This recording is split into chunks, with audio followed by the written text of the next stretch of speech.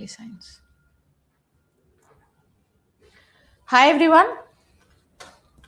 So hope everyone is doing good. Am I audible? Audio and video is everything clear? Let me confirm.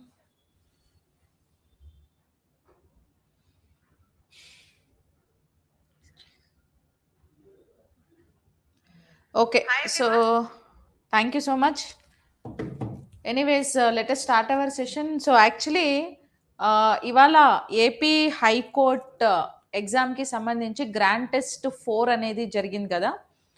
So grand test 4లో biology and environment SNT మీద వచ్చిన questions plus yesterday మీకు paper explanation జరిగింది. Actually నేను explain చేయలేదు కదా, నేను వేరే క్లాస్ ఉండే. అంటే ఎస్టర్డే క్లాస్ కూడా అంటే ఎస్టర్డే గ్రాండ్ టెస్ట్ 3లో ఉన్నటువంటి science questions and grand test 4లో ఉండేటువంటి సైన్స్ క్వశ్చన్స్ని ఈ క్లాస్లో నేను డిస్కస్ చేస్తున్నాను. సో రిమైనింగ్ జిఎస్ మొత్తము సో సాయికృష్ణ సార్ చెప్తారు నా తర్వాత మెంటల్ ఎబిలిటీ క్లాస్ ఉంటుంది. సో వాట్ ఎవర్, ఓకేనా. మెంటల్ ఎబిలిటీ తర్వాత Saikrishna sir. So anyways, so 3, 4 రెండు ఇందులోనే ఉన్నాయి చూడండి, మళ్ళీ చెప్తున్నా.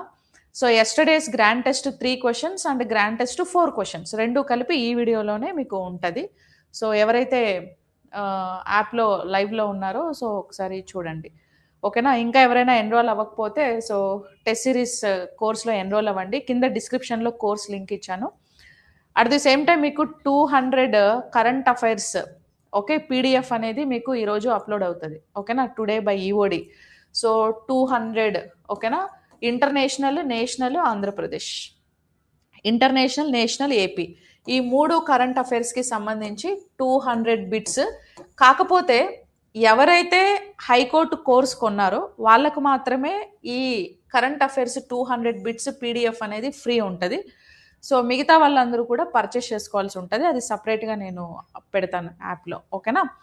సో ఎనీవేస్ మనము క్వశ్చన్స్ని డిస్కస్ చేద్దాము. ఏమైనా డౌట్స్ ఉంటే కింద కామెంట్ బాక్స్లో అడుగుతూ ఉండండి. ఎస్, సో క్వశ్చన్స్ ఈరోజు అన్ని క్వశ్చన్స్ యూట్యూబ్లో లైవ్ ఉండదండి, ఓన్లీ సైన్స్ క్వశ్చన్సే. నిన్న నేను చెప్పలేదు కాబట్టి ఈరోజు లైవ్ పెట్టాను. మిగతాదంతా ఓన్లీ యాప్లో వాళ్ళకే లైవ్ ఉంటుంది, యూట్యూబ్లో లైవ్ రన్ అవ్వదు. ఇది అయిపోతే యూట్యూబ్ లైవ్ కట్ అయిపోతుంది, ఓకేనా. యాప్లోనే లైవ్ వస్తుంది. Yes, so anyways first question చూడండి. Consider the statement about lithium battery factory in Andhra Pradesh. So ఏపీలో లిథియం బ్యాటరీ గిగా ఫ్యాక్టరీ గురించి ఈ ప్రకటనను పరిశీలించండి.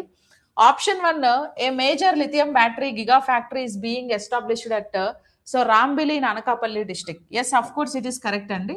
సో అనకాపల్లి డిస్టిక్లో, ఆంధ్రప్రదేశ్లోని అనకాపల్లి డిస్టిక్లో ఉండేటువంటి రాంబిలిలో లిథియం బ్యాటరీ ఫ్యాక్టరీని ఎస్టాబ్లిష్ చేశారనమాట. సో యాక్చువల్లీ ఎందుకు మన ఇండియాలో లిథియం అనేది వన్ ఆఫ్ ద సో ఇది కూడా ఏంటంటే క్రిటికల్ మినరల్గా మనం కన్సిడర్ చేస్తాం. సో క్రిటికల్ మినరల్స్ అంటే ఏంటంటే ఇవి చాలా అరుదుగా దొరుకుతాయి, ప్లస్ వీటి వల్ల మన నేషనల్ జీడిపి కూడా ఇంక్రీజ్ అవుతుంది, నేషనల్ ఇన్కమ్ కూడా పెరుగుతుంది, ప్లస్ గ్రీన్ ఎనర్జీని కూడా మనం ఎస్టాబ్లిష్ చేసుకోవచ్చు, ఎకో ఫ్రెండ్లీ ఎనర్జీని మనం ప్రొడ్యూస్ చేసుకోవచ్చు అనమాట.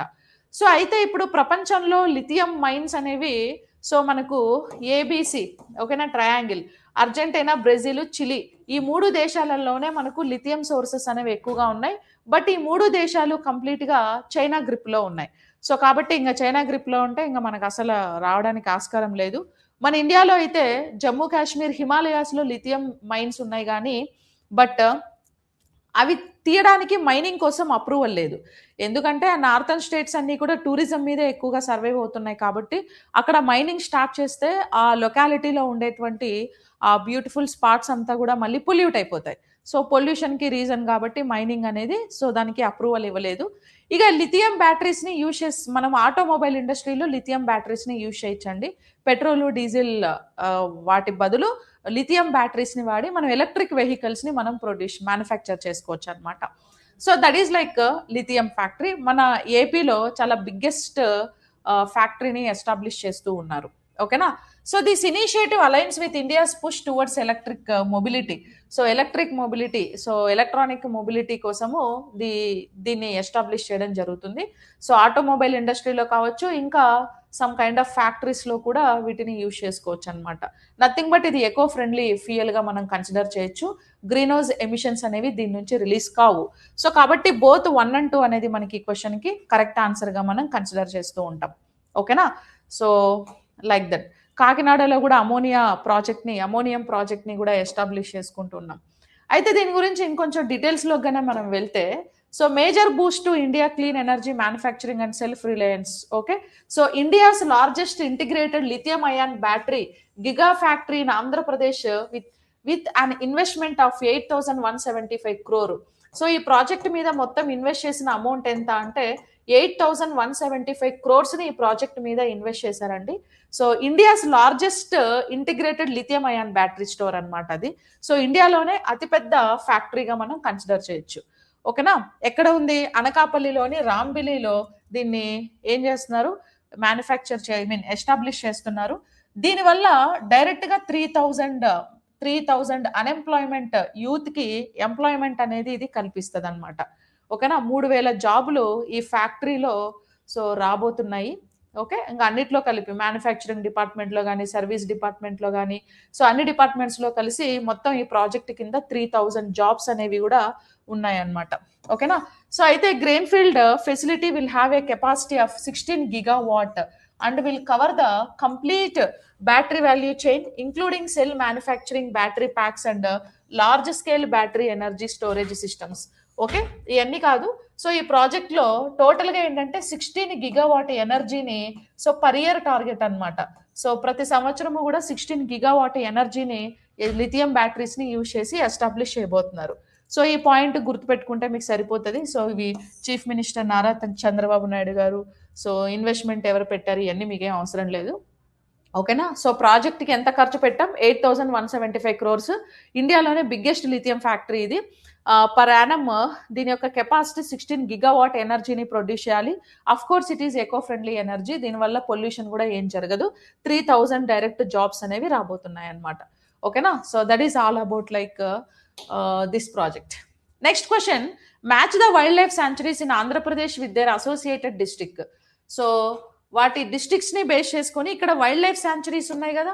సో వైల్డ్ లైఫ్ శాంచురీస్ చాలా ఇంపార్టెంట్. సో నేషనల్ పార్క్స్ తర్వాత వైల్డ్ లైఫ్ శాంచురీస్ ఇవి రెండు ఇన్సితు కన్జర్వేషన్ కిందకు వస్తాయి. ఇన్సితు అని అంటే జంతువులు ఎక్కడైతే నివసిస్తున్నాయో వాటి ప్లేసెస్లోనే వాటిని ఉంచి వాటిని ప్రొటెక్ట్ చేస్తే కనుక దాన్ని ఇన్సితు అంటారు. లేదు ఆ లొకాలిటీలో నుంచి బయటకి ఎక్కడికైనా తీసుకెళ్ళి ఇంకో చోట ఎక్కడైనా పెట్టి ప్రొటెక్ట్ చేస్తే ఎక్సితు అంటారు. సో ఇప్పుడు జూ పార్కులన్నీ కూడా ఎక్సితు కిందకు వస్తాయి. వైల్డ్ లైఫ్ శాంచురీస్, నేషనల్ పార్కులన్నీ కూడా ఇన్సితు కిందకు వస్తాయి. సో కాబట్టి ఇప్పుడు నేషనల్ పార్కులో చాలా స్ట్రిక్ట్ రూల్స్ ఉంటాయి. So 0 human activities allowed, a human activity, grazing చేయకూడదు, ఇల్లీగల్ పోచింగ్ ఉండకూడదు, CCTV సర్వేలెన్స్లో మొత్తం మానిటరింగ్ ఉంటుంది, గవర్నమెంట్ మానిటరింగ్. సో నేషనల్ పార్కుల్లోకి వెళ్ళి మనం ఏదైనా గ్రేజింగ్ కానీ హ్యూమన్ మేడ్ యాక్టివిటీస్ ఏం చేసినా కూడా ఇంకా చెంచలు కూడా జైలుకే పోతారు. సో కాబట్టి సల్మాన్ ఖాన్ లాగా. ఇక వైల్డ్ లైఫ్ శాంచురీస్లో ఏమవుతుందంటే మనకి కొన్ని బఫర్ జోన్స్ ఉంటాయి. ఇప్పుడు వైల్డ్ లైఫ్ శాంచురీస్లో కోర్ జోన్స్ ఉంటాయి, బఫర్ జోన్స్ కూడా ఉంటాయి. అంటే బఫర్ జోన్ ఏదైతే ఉంటుందో ఆ బఫర్ జోన్లోకి లిమిటెడ్గా హ్యూమన్ యాక్టివిటీస్ని అలో చేస్తారనమాట. సో ఫర్ ఎగ్జాంపుల్ ఇది బఫర్ జోన్. ఓకేనా? Buffer zone, this is core zone. ఈ కోర్ జోన్లోకి ఎవరిని అలో చేయరు. ఈ కోర్ జోన్ చాలా ఎకలాజికలీ సెన్సిటివ్ జోన్ ఇది. సో ఇందులోకి ఎటువంటి హ్యూమన్ యాక్టివిటీస్ని అలో చేయరు. సో మొత్తం మానిటరింగ్ ఉంటుంది దీంట్లో. ఈ బఫర్ జోన్ ఏదైతే ఉందో ఈ బఫర్ జోన్లో అగ్రికల్చర్ని అలో చేస్తారు. సో అగ్రికల్చర్ని ప్లస్ లిటిల్ బిట్ గ్రేజింగ్ని కూడా ఇక్కడ అలో చేస్తారు. ఇంకా రీసెర్చ్ చేసేటువంటి సైంటిస్టులను కానీ, ఈ ఫార్మసిటికల్ ఇండస్ట్రీ వాళ్ళు మెడిసిన్స్ కోసం అలా వెళ్తూ ఉంటారు కదా, అలాంటి వాళ్ళని కానీ, టూరిజం పర్పస్ కానీ ఇలా మైన్యూర్ యాక్టివిటీస్ని బఫర్ జోన్లో అలో చేస్తూ ఉంటారనమాట ఇక్కడ వైల్డ్ లైఫ్ శాంచురీస్లో. సో అయితే ఇప్పుడు మన ఏపీలో వైల్డ్ లైఫ్ శాంచురీస్ ఎక్కడెక్కడ ఉన్నాయి? రోళ్లపాడు బర్డ్ శాంచురీ అనేది ఎక్కడుంది? సో నంద్యాలలో ఉంటుంది. ఓకేనా? Rollapadu bird sanctuary. Rollapadu bird శాంచురీలో గ్రేట్ ఇండియన్ బస్టర్డ్ అనేది చాలా ఫేమస్ అండి. So great Indian bustard it is a kind of bird. మన ఇండియాస్ బిగ్గెస్ట్ బర్డ్ ఏది అని అంటే గ్రేట్ ఇండియన్ బస్టర్డ్. దీన్నే మనం బట్టతల పక్షి అని కూడా పిలుస్తాం, అంటే బట్టతల ఉంటుంది అనమాట దానికి. సో రోళ్లపాడులో దీన్ని మనం ప్రొటెక్ట్ చేస్తున్నాం అనమాట, గ్రేట్ ఇండియన్ బస్టర్డ్ని. దీన్ని రాజస్థాన్ స్టేట్ బర్డ్గా కూడా కన్సిడర్ చేస్తాడు. సో రాజస్థాన్లో ఈ గ్రేట్ ఇండియన్ బస్టర్డ్ అనే పక్షిని ప్రొటెక్ట్ చేయడం కోసం డెజర్ట్ పార్క్ అని ఒక పార్కును పెట్టి మరీ దీన్ని ఎస్టాబ్లిష్ దీన్ని ప్రొటెక్ట్ చేస్తున్నారు అనమాట. ఇది రాజస్థాన్ నుంచి అట పాకిస్తాన్లోకి పోతుంది, వలస పోతుంది, సరదాగా పోయొద్దామని. ఇంకా వాళ్ళు ఇండియా నుంచి వచ్చినావు కదా నువ్వు అని చెప్పేసి ఇంకా మంచిగా ఫ్రై చేసుకొని తినేస్తారు అనమాట. అది మళ్ళీ రిటర్న్ రాదు. సో అట్లా మొత్తం ఏమైనాయనంటే అంతరించిపోయాయి అనమాట. సో వీటిని ప్రొటెక్ట్ చేయడానికి మన ఏపీలో కూడా రాళ్లపాడు బర్డ్ శాంచురీలో గ్రేట్ ఇండియన్ బస్టర్డ్ని ప్రొటెక్ట్ చేస్తూ ఉన్నాం మనం. కోరింగా వైల్డ్ లైఫ్ శాంచురీ కాకినాడలో ఉంటుందండి. ఇది మ్యాంగ్రూవ్ ఎకో సిస్టంలో భాగంగా ఈ కోరింగా వైల్డ్ లైఫ్ శాంచురీ అనేది ఉంటుంది. సో మొత్తం మ్యాంగ్రూవ్స్ అది. ఈ కోరింగాలో సాల్ట్ వాటర్ క్రొకడైల్ అనేది బాగా ఫేమస్ అనమాట. సో సాల్ట్ వాటర్ క్రొకడైల్స్ ని కోరింగాలో బాగా ప్రొటెక్ట్ చేస్తూ ఉన్నారు బర్డ్ శాంచురీలో. తర్వాత Sri Lankamalleswara sanctuary. So Sri Lankamalleswara sanctuary అనేది వైఎస్ఆర్ కడపలో ఉంటుంది. ఇందులో కూడా వైల్డ్ లైఫ్ ని బాగా ప్రొటెక్ట్ చేస్తూ ఉంటాం. ఆ శేషాచలం ఫారెస్ట్ ఉంది కదా, దానికి కంటిన్యూషన్ అనమాట. తర్వాత Nelapattu bird sanctuary. So Nelapattu bird sanctuary మనకు తిరుపతిలో ఉంటది. నేలపట్టు, ఓకేనా. నేలపట్టు తిరుపతిలో ఉంటుంది. తిరుపతిలో ఉన్న వాళ్ళు ఎవరైనా ఉంటే తెలిసి ఉంటుంది. అక్కడ కూడా మనం డిఫరెంట్ కైండ్ ఆఫ్ బర్డ్స్ ని మనం ప్రొటెక్ట్ చేస్తూ ఉన్నాం. సో బేసిక్ గా మన ఇండియాలోనే బిగ్గెస్ట్ బర్డ్ శాంచురీ ఎక్కడుంది? రాజస్థాన్లోని ఘనాలో బిగ్గెస్ట్ బర్డ్ శాంచురీ ఉంది. సో ఎందుకు బర్డ్స్ అన్నిటినీ ప్రొటెక్ట్ చేయాలి? ఈ మధ్య ఇంకా బర్డ్ శాంచురీస్ లో బర్డ్స్ కన్జర్వేషన్ కి యొక్క ప్రియారిటీ పెరిగిపోయింది. రేడియేషన్స్ ఎక్కువైపోవడం వల్ల పక్షులన్నీ కూడా బాగా అంతరించిపోతున్నాయి. కాబట్టి we need to protect them. So ఎకాలజీలో మనకి ఫుడ్ చైన్లో అన్ని జంతువుల్ని మనం ప్రొటెక్ట్ చేయాల్సిన రెస్పాన్సిబిలిటీ మనకు ఉంటుంది. సో ఇప్పుడు మీరు ఏం చేస్తారంటే, ఆంధ్రప్రదేశ్లో నేషనల్ పార్కులు ఏమైనా ఉన్నాయా, బయోస్పియర్ రిజర్వ్స్ ఏమైనా ఉన్నాయా, వరల్డ్ లైఫ్ శాంచురీస్ ఏమైనా ఉన్నాయా, వాటి లిస్ట్ తీసి ఒకసారి సరదాగా చదవండి. సో వాటి మీద కూడా మీకు ఎగ్జామ్లో క్వశ్చన్ వస్తుంది. ఓకేనా? Yes. Next question. Assertion: COP30 of the UNFCCC will be a critical summit for global climate action. So COP30 meeting last year రీసెంట్గా 2025 నవంబర్ 11th నుంచి 22nd వరకు ఎక్కడ జరిగింది ఈ మీటింగ్ అని అంటే బ్రెజిల్లో జరిగింది. ఎక్కడ? సో బ్రెజిల్లోని బెలంలో, బ్రెజిల్లో ఉండేటువంటి బెలం అనేది ఒక లొకేషన్. ఆ లొకేషన్లో COP30 మీటింగ్ జరిగింది. So actually every year COP meetings జరుగుతాయండి. ఇప్పటి వరకు టోటల్గా 30 కాప్ మీటింగ్స్ జరిగాయి. So first time UNFCCC, United Nations framework convention on climate change. UNFCCC means what? United Nation framework convention on climate change అండర్లో every year COP meetings జరుగుతాయి. UNFCCC మీద actually మనం sign ఎప్పుడు చేసుకున్నాము అని అంటే, యుఎన్ఎఫ్సిసి మీద మనము ఫస్ట్ అర్త్ సమ్మిట్, ఓకే, 1992లో ఫస్ట్ అర్త్ సమ్మిట్ జరిగినప్పుడు యుఎన్ఎఫ్సిసి మీద సైన్ చేసుకోవడం జరిగింది. సో అప్పటి నుంచి ఎవ్రీ ఇయర్ యుఎన్ఎఫ్సిసి అండర్లో కాప్ మీటింగ్స్ని మనం కండక్ట్ చేస్తూ ఉంటాము. సో ఇప్పటి వరకు 30 కాప్ మీటింగ్స్ జరిగాయి. సో ఎందుకు యుఎన్ఎఫ్సిసి కింద కాప్ మీటింగ్స్ని కండక్ట్ చేస్తున్నాం? What are the purpose of COP meetings అని అంటే, to reducing the greenhouse gases. So greenhouse గ్యాసెస్ని మనం కంట్రోల్ చేయడం, ఓకేనా. సో గ్రీన్ హౌస్ గ్యాసెస్ వల్ల గ్లోబల్ వార్మింగ్ జరుగుతుంది, గ్లోబల్ వార్మింగ్ వల్ల క్లైమేట్ చేంజ్ జరుగుతుంది. So climate change, global warming ని కంట్రోల్ చేయాలంటే first we need to reduce the greenhouse gases. Okay, that's what every year UNFCCC conducting the cop meetings. ఈ year 2026లో upcoming cap meeting అంటే COP31 meeting ఎక్కడ జరగబోతుంది చెప్పండి? COP31 meeting ఎక్కడ జరుగుతుంది? Turkey, ఓకేనా. సో అవన్నీ కూడా మీరు అప్డేట్స్ అనేవి చేసుకొని ఉండాలి. So it is scheduled to be held in Belem, Brazil in 2025. So 2025లో జరిగినటువంటి COP30 మీటింగ్ హైలైట్స్ చాలా ఇంపార్టెంట్. చదువుకునే ఎగ్జామ్కి వెళ్ళండి. సో బెలం మీటింగ్లో మీథేన్ డిక్లరేషన్ గురించి మాట్లాడాము. అలాగే గ్రీన్ హౌస్ గ్యాసెస్ని ఎలా కంట్రోల్ చేయాలి ఏంటి, దానికి సంబంధించి గ్రీన్ క్లైమాక్ట్ ఫండ్ని 3 times మనం ఎక్స్టెండ్ కూడా చేసుకున్నాం. సో గ్రీన్ క్లైమాక్ట్ ఫండ్ కింద ఎంత అమౌంట్ డెవలప్డ్ కంట్రీస్, డెవలపింగ్ కంట్రీస్కి ఇవ్వాలి, వాటి యొక్క స్టేటస్ ఏంటి, ఆ హైలైట్స్ అన్ని ఒకసారి మీరు చదువుకొని ఎగ్జామ్కి పోవాలి. ఓకేనా. నెక్స్ట్, యుఎన్ఎఫ్సిసి COP30 ప్రపంచ వాతావరణ చర్యలకు కీలకమైన శిఖరాగ్ర సమావేశం అని అంటున్నారు. సో అఫ్ కోర్స్ ఇది కూడా కరెక్టే. అయితే ఇక్కడ బోత్ ఏ అండ్ బి రెండు కరెక్టేనండి. ఓకేనా, బోత్ ఏ అండ్ బి రెండు కరెక్టే. కాకపోతే దానికి ఇది ఎక్స్ప్లెనేషన్ ఏం కాదు. ఓకేనా, both A and R true and R is the correct explanation of A. Okay, and UNFCCC యొక్క COP30 కీలకమైన సమావేశం ఇక్కడ జరిగింది కాబట్టి సో కరెక్ట్ ఎక్స్ప్లెనేషనే అవుతుంది. ఎందుకంటే బెల్లంలో జరిగింది, ఆ బెల్లంలో జరిగింది అంటే ఎవ్రీ ఇయర్ ఇది కండక్ట్ చేస్తూ ఉంటుంది కాబట్టి మనం అలా చెప్తాం. ఓకేనా? Yes. Next, project Hanuman recently in news regarding Andhra Pradesh is primarily associated with. So project tiger గురించి రీసెంట్గా మీరు న్యూస్లో వినే ఉంటారు. సో దేనికి సంబంధించింది ప్రాజెక్ట్ టైగర్ అని అంటే గనక, ఎస్, హాయ్ అమ్మ రజని, ఎలా ఉన్నారు? చాలా రోజులైంది. Okay, yes, project Hanuman. So project Hanuman అనేది Andhra Pradesh government, okay, Andhra Pradesh deputy chief minister Pavan Kalyan గారు సో రీసెంట్గా ఈ ప్రాజెక్ట్ హనుమాన్ని ఎస్టాబ్లిష్ చేశారు. ఓకే, సో ఎందుకు, దేని రిలేటెడ్, ఓకేనా, ప్రాజెక్ట్ హనుమాన్ అనేది దేనికి రిలేటెడ్ అని అంటే, so tiger conservation in Nallamala, development of Anjanadri in Tirumala has lord Hanuman's birth place. Of course it is correct.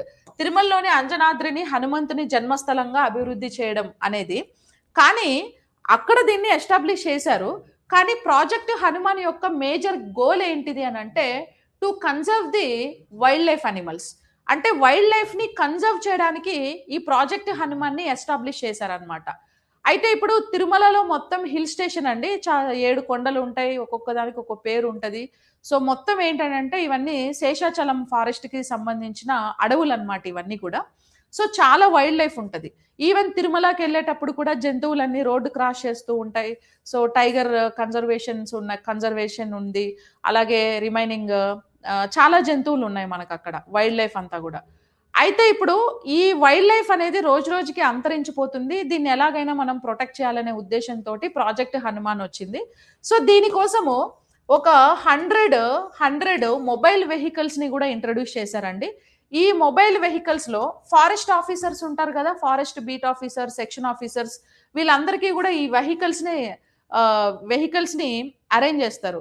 ఈ వెహికల్స్ లో వీళ్ళంతా కూడా ఏమవుతాయి అని అంటే, ఆ చుట్టుపక్కల ఉండేటువంటి అడవుల్లో మొత్తము తిరుగుతూ ఆ జంతువుల్ని మానిటరింగ్ చేస్తూ ఉంటారనమాట.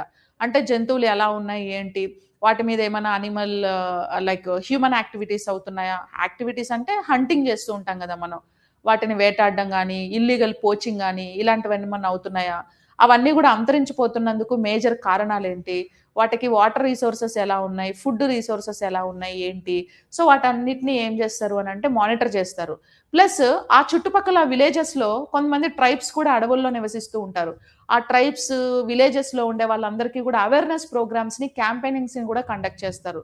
సో జంతువుల యొక్క ఇంపార్టెన్స్ అంతా కూడా వాళ్ళకి అనౌన్స్ చేసి, సో జంతువుల్ని మనం ప్రొటెక్ట్ చేసుకోవాలి, వాటి యొక్క హ్యాబిటేట్స్ ని మనము కాపాడాలి, ప్లస్ వాటి మీద ఎలాంటి ఫోర్స్ఫుల్గా వాటికి మన వల్ల థ్రెట్ ఉండొద్దు అనేసి. ఇంకా ఏంటి అని అంటే, ఇప్పుడు కొంతమంది అంటూ ఉంటారు, సో ఇప్పుడు మరి స్నేక్స్, పాములు ఇవన్నీ విలేజెస్లోకి వస్తూ ఉంటాయి. మనం ఏం చేస్తాం, అవి మనల్ని ఏం చేస్తాయని భయపడి వాటిని చంపేస్తాం. సో అలా చంపకుండా ఉండడానికి కూడా ఎవరైనా పాముల వల్ల కానీ, మిగతా జంతువుల కానీ, మనుషులకి ఏమన్నా అయినా కూడా వాళ్ళకి గవర్నమెంట్ ఏంటంటే ఫండ్స్ అనేవి ప్రకటించింది అనమాట. ఓకేనా, వాటి వల్ల ఎవరైనా మనుషులకి ఇంజ్యూర్ అయితే వాళ్ళ మెడికల్ ఖర్చులు కానీ, వాళ్ళకి ఇన్సూరెన్స్ టైప్లో మనీ కూడా అనౌన్స్ చేశారు. అది కూడా ప్రాజెక్ట్ హనుమాన్ కిందనే. సో రీసెంట్గా మనకు ఏపీలో వచ్చినటువంటి ప్రాజెక్ట్. ఓకేనా, ఎందుకు అనంటే వైల్డ్ లైఫ్ కన్జర్వేషన్ కోసం. Next, which wild life sanctuary in Andhra Pradesh is famous for the great Indian bustard. Great Indian bustard అంటే ఇదే, బట్టతల మేక పక్షి అని అంటారు. రాజస్థాన్ స్టేట్ బర్డ్ అండి ఇది. మన ఇండియాలో బిగ్గెస్ట్ బర్డ్. ప్రపంచంలో బిగ్గెస్ట్ బర్డ్ ఏదంటే ఆస్ట్రిచ్. ఇండియాలో బిగ్గెస్ట్ బర్డ్ ఏది అని అంటే that is like great Indian bustard. So ఈ గ్రేట్ ఇండియన్ బస్టర్డ్ ని రోలపాడు వైల్డ్ లైఫ్ శాంచురీలో మనము నంద్యాలలో ఉండేటువంటి రోళ్లపాడు బర్డ్ శాంచురీలో మనం ఈ బట్టతల మేక పక్షిని మనం ప్రొటెక్ట్ చేస్తూ ఉన్నాం అనమాట. ఓకేనా, సో ఇది రెడ్ డేటా బుక్ లో ఆల్రెడీ యాడ్ అయ్యింది ఎప్పుడో, క్రిటికలీ ఎండేంజర్డ్ కేటగిరీలో ఉంది ఇది. ఓకేనా, క్రిటికలీ ఎండేంజర్డ్ కేటగిరీలో ఉంది అంటే రెడ్ పేజెస్ లో యాడ్ అయింది. ఇక కనపడకుండా మొత్తానికే పోతే బ్లాక్ పేజెస్ లో యాడ్ చేస్తారు. ఇప్పుడు డైనోసార్స్ మొత్తానికి ఎక్స్టెంట్ అయిపోయినాయి కదా, అసలు లేవు, అలాంటి వాటిని రెడ్ డేటా బుక్ లో బ్లాక్ పేజెస్ లో యాడ్ చేస్తారు. ఇంకా ఎక్స్టెన్షన్ కి దగ్గరలో ఉన్నాయి, క్రిటికలీ డేంజర్ జోన్ లో ఉన్నాయంటే వాటిని రెడ్ పేజెస్ లో యాడ్ చేస్తారనమాట. IUCN పబ్లిష్ చేస్తుంది కదా రెడ్ డేటా బుక్స్ ని. సో అట్లా అంటే 500 స్పీసీస్ కంటే కూడా తక్కువగా ఉంటే అవన్నీ కూడా క్రిటికలీ ఎండేంజర్డ్ కేటగిరీలో యాడ్ అవుతాయి. సో బట్టతల మేక పక్షి పరిస్థితి కూడా అదే పాపం. ఓకేనా? Yes. Next, arrange the UN climate change conference in order of their occurrence. So ఇదేదో ఎల్కేజీ క్వశ్చన్, ఇది పేరులోనే ఉంది. 21, 26, 28, 30 అంటే ఏ నెంబర్ తర్వాత ఏది వస్తుంది దాన్ని బేస్ చేసుకొని. అంటే ఇప్పటి వరకు మనం COP30 మీటింగ్స్ జరిగాయి అని చెప్పుకున్నాం. So UNFCCC, United Nation framework convention on climate change అండర్లో టోటల్గా 30 మీటింగ్స్ జరిగాయి. ఇందులో ఇంపార్టెంట్ COP21 మీటింగ్ ప్యారిస్లో జరిగింది. సో ప్యారిస్లో మనము యాక్చువల్లీ ప్యారిస్ అగ్రిమెంట్ ఐడియా ఉంది కదా. సో ప్యారిస్ అగ్రిమెంట్ ఐడియా ఉంది కదా. సో ప్యారిస్ అగ్రిమెంట్లో మనం ఏం మాట్లాడుకున్నాం అంటే, మనం అంటే యునైటెడ్ నేషన్స్ అన్నీ కూడా, కాన్ఫరెన్స్ ఆఫ్ పార్టీస్ అన్నీ కూడా, సో క్లైమాక్లో ఉండేటువంటి టెంపరేచర్ని 2 degrees సెంటిగ్రేడ్ కంటే మించొద్దు, వీలైతే 1.5 degrees సెంటిగ్రేడ్లో సెట్ చేస్తే ఇంకా మంచిది అన్నారు. ఇది అసలు అయ్యే పని కాదు, అంత సీన్ లేదు. సో 2 degrees కంటే పెంచొద్దు అనేది మన టార్గెట్ అనమాట. ఎంత? 2 degrees సెంటిగ్రేడ్ కంటే క్లైమాక్లో టెంపరేచర్ని పెరగొద్దు. ఇప్పుడు ఆల్రెడీ 27 degrees సెంటిగ్రేడ్ క్లైమాక్లో టెంపరేచర్ ఉంటుంది. సో 2 degrees కంటే పెంచొద్దు అంటే 29 degrees కంటే పెంచకూడదు. ఇక 1.5 degrees అంటే 28.5 degrees సెంటిగ్రేడ్ దగ్గర ఉంచితే ఇంకా మంచిది అనేసి దాని అర్థం అనమాట. ఓకేనా? ఇంకా క్యోటో ప్రోటోకాల్లో common but difference responsibilities CBDR మీద సైన్ చేసుకున్నాం. ఇంకా అది మీరు చదువుంటారు, మీకు అర్థమవుతుంది. ఇంకా COP26 మీటింగ్ గ్లాస్గోలో జరిగింది. సో గ్లాస్గోలో జరిగిన COP26 మీటింగ్లో మన ఇండియా పంచామృత్ అనేటువంటి ఒక రిపోర్ట్ని యునైటెడ్ నేషన్స్కి సబ్మిట్ చేసింది. సో ఈ పంచామృత్ రిపోర్ట్లో మనం 2070 కల్లా నెట్ జీరో టార్గెట్ని రీచ్ అవుతామనేసి మనం ప్రామిస్ చేశాము. ఓకేనా? 2030 కల్లా 45% ఆఫ్ రినవబుల్ ఎనర్జీని నాన్ రినవబుల్ ఎనర్జీతో రీప్లేస్ చేస్తాము అని కూడా మనం అక్కడ ప్రామిస్ చేసాం. COP28 వచ్చేసి దుబాయ్లో జరిగిందండి. COP28 దుబాయ్లో జరిగింది. సో దుబాయ్లో జరిగిన మీటింగ్లో కూడా గ్రీన్ క్లైమాట్ ఫండ్ గురించి డిస్కషన్స్ అనేవి బాగానే జరిగాయి అన్నమాట. ఓకేనా? ఇంకా COP30. సో COP30 మీటింగ్ ఎక్కడ జరిగిందంటే బెలెం, బ్రెజిల్లో జరిగింది. COP30 మీటింగ్ ఎక్కడ జరిగింది అని అంటే బ్రెజిల్ బెలంలో జరిగింది అనమాట. బెలంలోని బ్రెజిల్లో జరిగింది రీసెంట్గా. ఓకేనా? అయితే ఈ COP30 మీటింగ్ యొక్క హైలైట్స్ చాలా ఇంపార్టెంట్ అండి. మీకు ఎక్స్పెషలీ COP30 మీటింగ్కి సంబంధించి నేను ఒక వీడియో యాప్లో అప్లోడ్ చేస్తాను. అది అందరూ కూడా ఆ వీడియో ఒకసారి ఫాలో అవ్వండి. ఎందుకంటే ఇప్పుడు ఈ COP30 మీటింగ్ గురించి మొత్తం చెప్పాలంటే గంట పైన పడుతుంది. సో ఇంపార్టెంట్ హైలైట్స్ ఏమున్నాయి, COP30 మీటింగ్లో జరిగినటువంటి డిస్కషన్స్ ఏమేమి ఉన్నాయి, వీటన్నిటికీ సంబంధించి ఒక వీడియో నేను యాప్లో అప్లోడ్ చేస్తాను ఈరోజు. మొత్తం అందరూ కూడా ఆ వీడియో వినండి. హైకోర్ట్ టెస్ట్ సిరీస్ కోర్స్ ఉంది కదా, అందులో. ఏం జరుగుతుంది? వాయిస్ వస్తుందా? ఏమైనా డిస్టర్బెన్స్ ఉందా? వాయిస్ నాయిస్ వస్తుందా?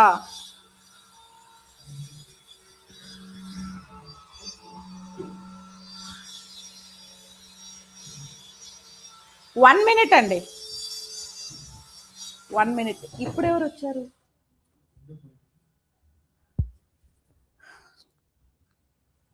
అయిపోయిందా?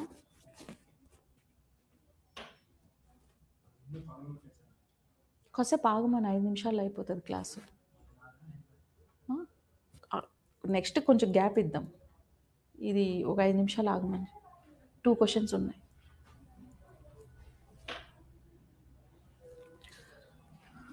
ఓకే, ఎస్, అది క్వశ్చన్. సో కాబట్టి మనకు ఆన్సర్ ఏమవుతుందని అంటే 1, 2, 3, 4 అనేది కరెక్ట్ ఆన్సర్ అవుతుందండి. ఓకేనా?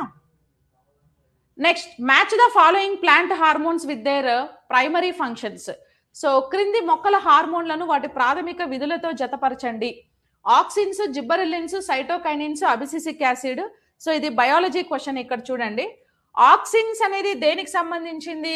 Auxin, gibberellin, cytokinin, abscisic acid, ఇవన్నీ కూడా ప్లాంట్ హార్మోన్స్ గా మనం కన్సిడర్ చేస్తాం. ఇవన్నీ కూడా ప్లాంట్ హార్మోన్స్ అన్నమాట, నథింగ్ బట్ ప్లాంట్స్ లో రిలీజ్ అయ్యే హార్మోన్స్. అయితే ఆక్సిన్స్ అనేవి ప్లాంట్ గ్రోత్ హార్మోన్ అనేసి పిలుస్తారండి. మొక్కలలో పెరుగుదల హార్మోన్ ని మనం ఏమంటాము అని అంటే ఆక్సిన్ అనేసి పిలుస్తారు. అయితే దీని యొక్క ఫంక్షన్ ఏంటి అని అంటే అపికల్ డామినెన్స్. అపికల్ అని అంటే ఏంటంటే ఇప్పుడు ఇది ప్లాంట్ కదా, ప్రతి ప్లాంట్కి పైన ఒక బడ్ వస్తుంది. ఈ బడ్ని మనం ఏమంటారంటే అపికల్ బడ్ అని పిలుస్తారు. ఈ అపికల్ బడ్ ఎప్పుడైతే మొక్కలకు వస్తుందో అప్పుడు ఆ మొక్క యొక్క స్టెమ్ అనేది ఇక్కడికి ఇంకా పెరగదు. ఓకే, ఇక్కడికి లాస్ట్ అనమాట. దాని గ్రోత్ అనేది ఇక్కడికి లాస్ట్. బాబు ఒక 5 నిమిషాలు ఆగు, క్లాస్ జరుగుతుంది.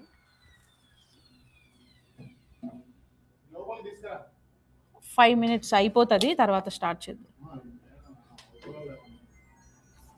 నేనే సారీ అండి, ఏదో అక్కడ ఏదో వర్క్ చేస్తున్నారు, దాని నాయిస్ వస్తుంది మీకు. ఇప్పుడు రాదులే, ఒక 5 minutesలో అయిపోతుంది. ఎస్, సో ఆక్సిన్ అనేది అపికల్ డామినెన్స్ అన్నాం కదా. ఇప్పుడు ఇది ఒక ప్లాంట్ ఉంటుంది. సో ఈ ప్లాంట్కి పైన ఇది ఒక స్టెమ్ ఉంది కదా, ఈ స్టెమ్ పైన ఒక చిన్న బడ్ వస్తుంది, దాన్నే మనం అపికల్ బడ్ అంటాం. ఈ అపికల్ బడ్ ఎప్పుడైతే వస్తుందో అప్పుడు ఈ స్టెమ్ గ్రోత్ అనేది ఇక్కడికి లాస్ట్ అనమాట. దీని తర్వాత స్టెమ్ గ్రోత్ అనేది ఇంకా పెరగదు. అప్పుడు మనం ఏం చేయాలి, ఈ బడ్ని కట్ చేసేయాలి. ఈ బడ్ కట్ చేసేస్తే స్టెమ్ ఇంకా పెరుగుతుంది. అందుకే దీన్ని మనం గ్రోత్ హార్మోన్ అంటాం. అంటే ఆక్సిన్ హార్మోన్ ఎక్కువ రిలీజ్ అవ్వడం వల్ల అపికల్ డామినెన్స్ అంటే అపికల్ బడ్ రాకుండా చేస్తుంది, కాబట్టి మెయిన్ సెంటర్లో ఉండే స్టెమ్ని ఇంకా గ్రోత్ పెంచుతుంది అనేసి దాని అర్థం. ఓకేనా, ప్లాంట్లో ఉండే natural hormone is that is like auxin, that is growth hormone. ఈ ఆక్సిన్ బాగా ఉంటే ప్లాంట్ గ్రోత్ ఉంటుంది, లేకపోతే గ్రోత్ తక్కువ ఉంటుంది అనమాట. ఇంకా జిబ్బరెల్లిన్స్ అండి. సో జిబ్బరెల్లిన్ యొక్క మేజర్ ఫంక్షన్ ఏంటి అని అంటే స్టెమ్ ఎలాంగేషన్. స్టెమ్ ఎలాంగేషన్ అంటే కాండం పొడవు పెరిగితే దానికి జిబ్బరెల్లిన్ రీజన్. మరేంటి, ఆక్సిన్ కూడా అదే కదా చేసింది అని అంటే ఆక్సిన్ వల్ల మెయిన్ స్టెమ్ గ్రోత్ పెరుగుతుంది, ప్లస్ కింద రూట్ గ్రోత్ కూడా పెరుగుతుంది. అంటే ఓవరాల్గా ప్లాంట్ గ్రోత్కి రీజన్ ఏది అని అంటే ఆక్సిన్. కానీ జిబ్బరెల్లిన్ ఓన్లీ స్టెమ్ గ్రోత్కి మాత్రమే రీజన్. ఓకేనా, రూట్ గ్రోత్కి వాటికి దీనికి సంబంధం లేదు. ఓన్లీ స్టెమ్ గ్రోత్కి రీజన్ జిబ్బరెల్లిన్ హార్మోన్. ఇంకా జిబ్బరెల్లిన్ని మనం ఫ్రూట్ రైపనింగ్ హార్మోన్ అని కూడా పిలుస్తారు. ఫ్రూట్ రైపనింగ్ హార్మోన్ ఇథైలిన్ కదా. జిబ్బరెల్లిన్ని మనం సీడ్ డార్మెన్సీ హార్మోన్ అని కూడా పిలుస్తారు. అంటే విత్తనాలు లేని ఫలాలు ఏర్పరచడానికి కారణం కూడా జిబ్బరెల్లింగే. ఓకేనా, విత్తనాలు లేని ఫలాలు ఏర్పరుస్తుంది, సీడ్లెస్ ఫ్రూట్స్ ఫామ్ చేస్తుంది. సైటోకైనిన్ పేర్లోనే ఉంది చూడండి. సైటో అంటే సైట్ అంటే నథింగ్ బట్ సెల్, కైనిన్ అంటే డివిజన్. అంటే సైటోకైనిన్ హార్మోన్ వల్ల సెల్ డివిజన్ కూడా జరుగుతుంది అనమాట. ఓకేనా, సైటోకైనిన్ హార్మోన్ వల్ల సెల్ డివిజన్ జరిగి మొక్కల్లో ఇంకా గ్రోత్ అనేది ఇంక్రీజ్ అవుతుంది. ప్రోటీన్ సింథసిస్ కి కూడా కారణం సైటోకైనిన్ హార్మోన్ అనేసి మనం చెప్పొచ్చు. తర్వాత అబిసిసిక్ యాసిడ్. సో సీడ్ డార్మెన్సీ అంటే విత్తన సుప్తావస్థ అని అంటారు. అంటే సీడ్స్ అన్నీ కూడా, విత్తనాలన్నీ అర్లీ స్టేజ్లో ఏమైపోతాయి, ఏజ్ అయిపోయినట్లు అయిపోతాయి. అంటే ఇప్పుడు గ్రౌండ్ నట్ సీడ్స్ చూసారా, కొన్ని ఫ్రెష్గా మంచిగా లార్జ్గా పెద్ద సైజులో ఉంటాయి. కొన్ని సీడ్స్ పైన ఇట్లా ముడతలు పడిపోయి నచ్చులు లేదా నాచులు ఉంటాయి. ఓకేనా, నచ్చులు ఉంటాయి. వీటిని పొలంలో వేసినా కూడా విత్తనాలు మొలకెత్తవన్నమాట. సో వాటిని మనం ఆ ప్రాసెస్ని సీడ్ డార్మెన్సీ అంటారు. అబిసిసిక్ యాసిడ్ సీడ్ డార్మెన్సీకి రీజన్. అబిసిసిక్ యాసిడ్ని మనం స్ట్రెస్ హార్మోన్ అని కూడా పిలుస్తారండి.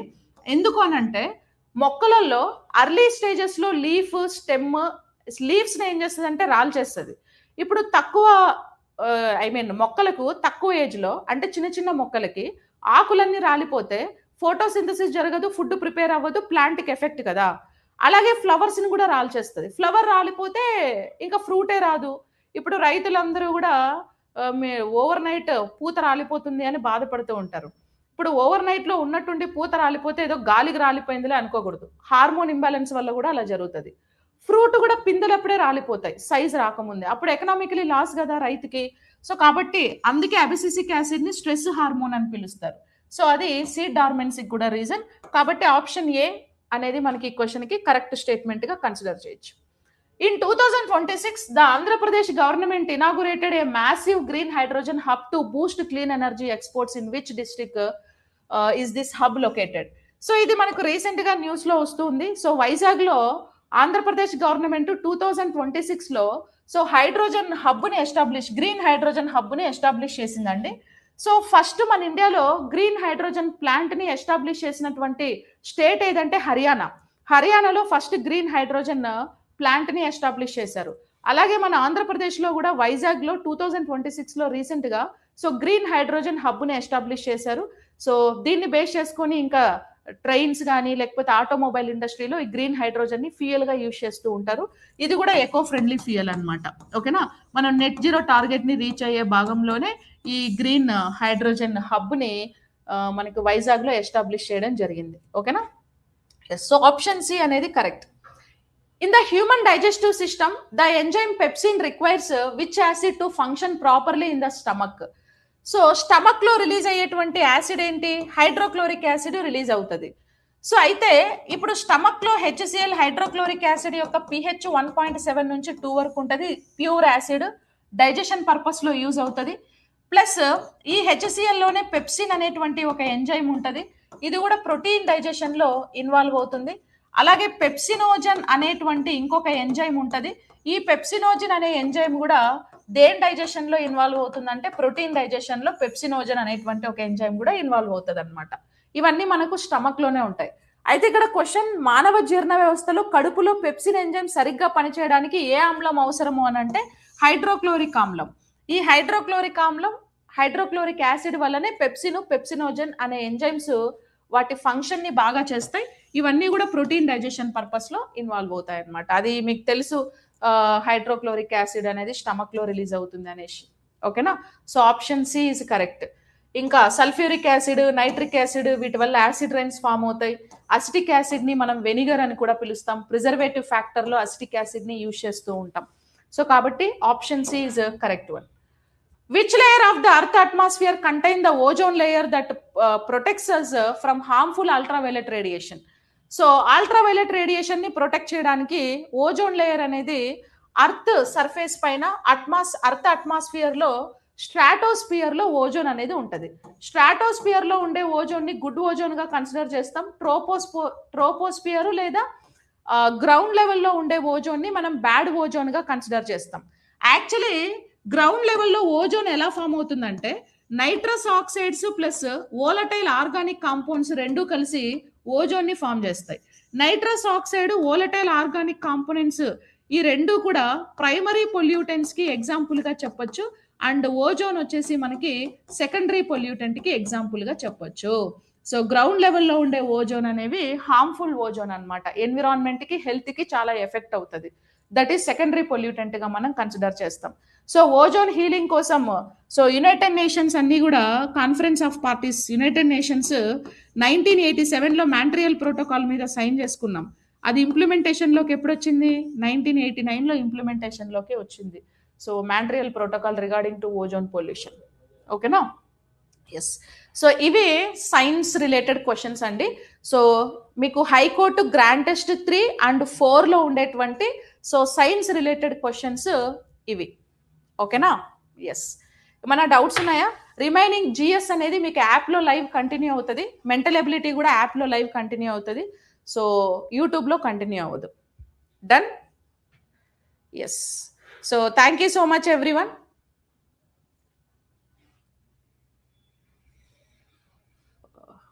ఇప్పుడు అయిపోయింది లైవ్.